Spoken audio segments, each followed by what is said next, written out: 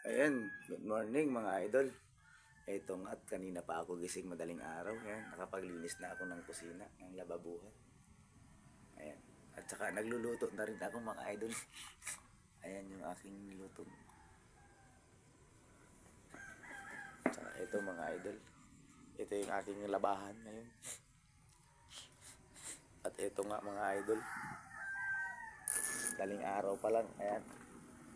Nag-washing na ako yan. Madilim pa oh. Tapos mamalingke pa. Tapos mamalingke mga idol. Punta naman ako ng bayan. Ng trabaho. Balik naman sa trabaho. Ayan yung obligasyon ko bilang nanay at tatay. Hirap talagang maging single dad. Ito. Talagang tiis at tiyaga lang.